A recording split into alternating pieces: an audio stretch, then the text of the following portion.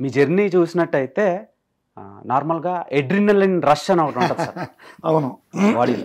మేము సినిమాలతో background score విన్నప్పుడు మాత్రమే మాకు అది వస్తుంది. నేను మీ ఇంటర్వ్యూ చూస్తే నాకు అది వచ్చింది.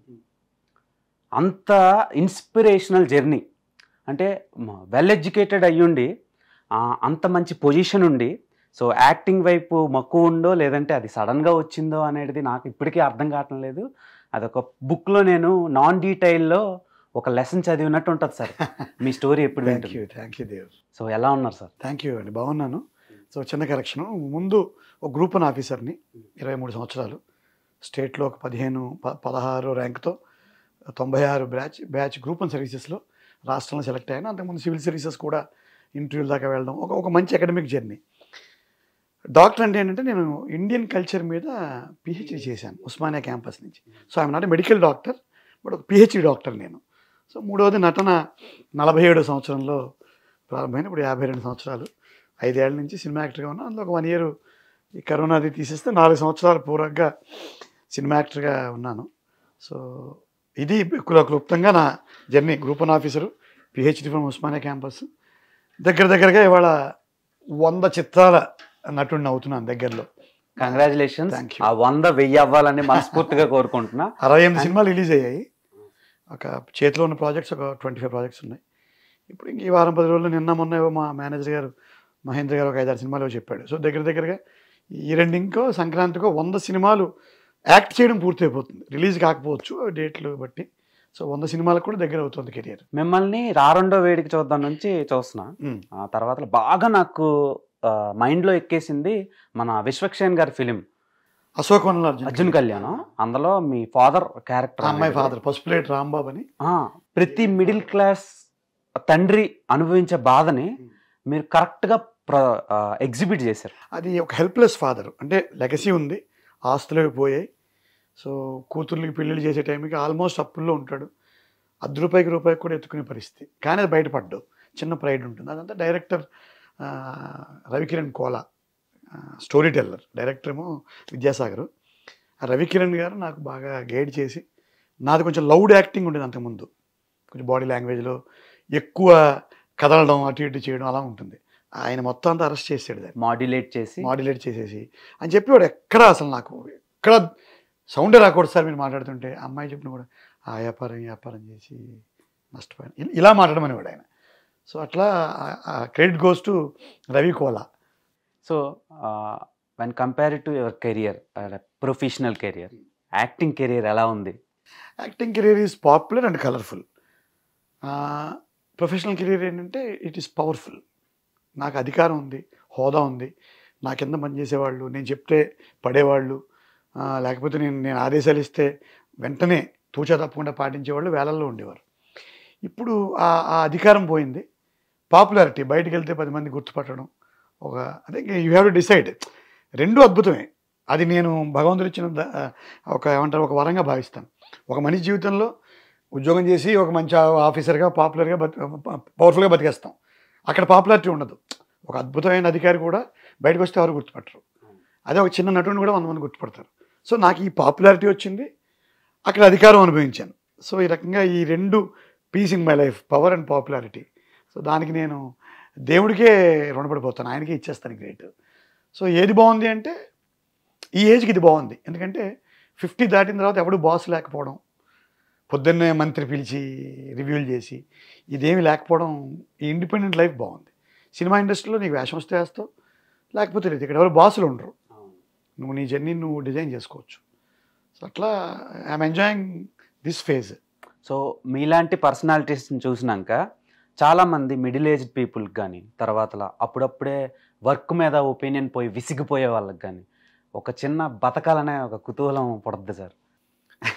గొప్ప కాంప్లిమెంటు. నేను దీన్ని ఒక రకంగా యాక్సెప్ట్ చేస్తాను. ఎలా అంటే ఇంతకుముందు చాలా హ్యూమిలిటీతో ఉండేవాడిని, ఈ విషయాలు అవి ఏం కాదండి అనేవాడిని. కానీ 47 సంవత్సరాల వయసులో ఒక మనిషి కొత్త కెరియర్ని, అది కూడా సినిమా ఇండస్ట్రీ అండ్ కెరియర్, ఇంకో ప్రైవేట్ సెక్టర్కి మారడం, లేకపోతే ఒక చిన్న కన్స్ట్రక్షన్ కంపెనీ పెట్టుకుని వ్యాపారం చేయడము, వాటికి కొంత వెసులుబాటు కుదురుతుంది ఎవరికైనా.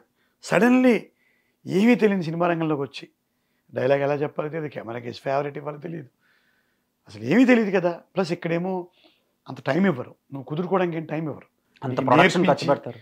నీకు నేర్పించి నిన్ను సానబట్టి వజ్రంలో తయారు చేసేంత టైం ఇవ్వరు. సో అంటే ఎలా ఉంటుందంటే ఇక్కడ కొన్ని చెప్తాను. కేఎఫ్సి గురించి ఎవరు చెప్తారు?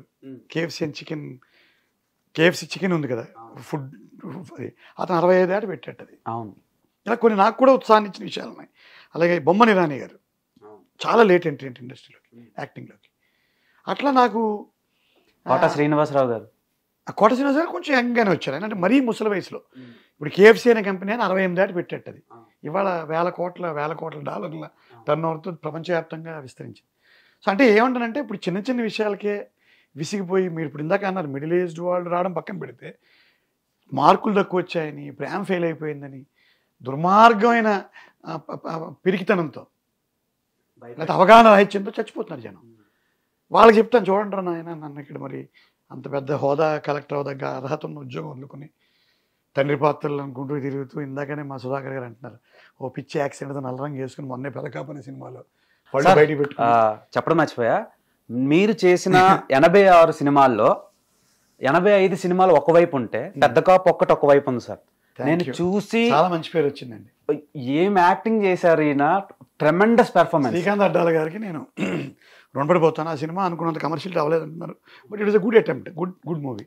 నా వరకు ఆయన 40 రోజుల వేషం, ప్రొడ్యూసర్ మిర్యాల రవీంద్రరెడ్డి గారు, హీరో విరాట్, వీళ్ళందరూ నాకు ఎంకరేజ్ చేశారు. సో ఇప్పుడు ఎవరు చూసినా కూడా ఒక పెద్ద కమర్షియల్ సినిమాలో ఓ పెద్ద కమర్షియల్ హీరోతో ఒక స్లాట్ ఇవ్వచ్చు ఈయనకి అనే ఊహ కలిగించిన సినిమా అది. సో ఇందాక మీరు అడిగారు మిడిల్ ఏజ్, అక్కడ ఆపాను నేను, మధ్యలో ఇటు వచ్చాం. సో నేను చెప్పేది ఏంటంటే, ఎవరైనా at any point in time ప్రతిరోజు ఒక కొత్త రోజు అని భావించగలిగితే, tomorrow is at another day అని ఇప్పుడు ఒక గాన్ విత్ ద విండ్ అని ఒక పెద్ద నావెల్ ఉంటుంది. అందులో అన్నీ కోల్పోతుంది హీరోయిన్ లేడీ క్యారెక్టర్, సర్వనాశనం అయిపోతుంది. నిద్రపోయేలా పడుకుంటే ఇంకేం లేవు, లైఫ్ ఈజ్ గాన్. కానీ వెంటనే అమ్మాయి ఏమనుకుని నిద్రపోతుందంటే, after all tomorrow is at another day అనుకుని పడుకుంటుంది. శ్రీవెన్నెల గారు కూడా చెప్తారు, అన్నీ పోయినా, పరువు పోయింది, ప్రతిష్ట పోయింది, గౌరవం పోయింది, డబ్బు పోయింది, కెరియర్ పోయింది, ఇప్పుడు సినిమాల్లోనే నాకు జీరో అయిపోయాను. కానీ శ్రీవెన్నెల గారు మాట్లాడు గుర్తొస్తాయి, after all tomorrow is at another day లాగే దేహం ఉంది, ప్రాణం ఉంది, నెత్తురుంది, సత్తు ఉంది, ఇంతకన్నా సైన్యం ఉండునా అని ఒకటి రాస్తారు. అన్నీ పోయాయి, కానీ దేహం ఉంది, ప్రాణం ఉంది, నెత్తురు ఉంది, సత్తు ఉంది, పోరాడు. Simple logic. లిరిసిస్టులు డబ్బుల కోసం చాలామంది పనిచేస్తారు సార్. ఆ లిరిక్స్తో మన ఫీలింగ్స్నే మార్చడానికి పనిచేసేటోళ్ళు చాలా తక్కువ. అందులో సిరివెన్నెల గారు ఒకటి. ఓకే, ఆయన మీద మీ అభిప్రాయం ఏంటి? ఏముందండి, ఆయన రాజర్షి, కర్మర్షి, జ్ఞానం, అన్ని యోగాలు, భగవాన్ అంటే నేను చాలా ఇంతకుముందు ఇంటర్వ్యూలో చెప్పాను. అవును సార్. శ్రీవెన్నెల గారి మీద స్వప్న గారికి ఒక ఇంటర్వ్యూ ఇచ్చాను. ఇప్పుడు భారతదేశం నేర్పే విలువల్ని, తరం మారిపోయినా పర్లేదు అనుకుంటాం, మోడర్న్ బాయ్స్ పబ్కి వెళ్ళి వీడి తాగేసి జై బాలయ్య నడుస్తాడు సాయంత్రం ఒకడు, వాడికి కూడా నువ్వు కరెక్ట్గా టచ్ చేస్తే వాడు మళ్ళీ మన విలువల్ని, మన మూలాలని వినడానికి ట్రై చేస్తాడు. వాళ్ళకి ఇప్పుడు టైం తక్కువ ఉంది కాబట్టి నేను చాలాసార్లు చెప్పాను, సిరివెన్నెల గారి పాటల్ని పాఠ్యాంశాలుగా మార్చేసి పుస్తకాలు పెట్టేస్తే ఈ పిల్లలందరూ నేర్చుకుని, చెప్పాను కదా, పిల్లలు బాగున్నారా, ఏమర్రా, ఏవయ్యారా అని పాట రాశాడు. సో మూలాలు వెతుక్కోమని, ఆ మూలాల్ని వారి ద్వారా వెతుక్కోవచ్చు, వారి నుంచి వెతుక్కోవచ్చు, వారి పాటల ద్వారా వెతుక్కోవచ్చు. మోటివేషన్లా కాకుండా లెసన్స్, అన్ని మోటివేషను, లెసను, జీవిత సత్యాలు అన్నీ చెప్పాడు ఆయన. ఒక ఇది అది అని కాదు, ప్రేమ గురించి, విరహం గురించి, ధైర్యం గురించి, దమ్ము గురించి, పోరాటం గురించి, భారతీయత గురించి, మానవత్వం గురించి చెప్పండి ఏముంది, అన్నీ చెప్పాడు ఆయన. సో అందువల్ల నేను ఆయనకి బాగా వీరాభిమాన్ని, ఆయన నాకు మంచి స్నేహితుడు కూడా, మా సోదరుడే ఆయన శ్రీవెన్నెల గారు. సో ఇలా మిడిల్ ఏజ్డ్ వాళ్ళకు కూడా రేపు అనేది ఒకటి ఉంది.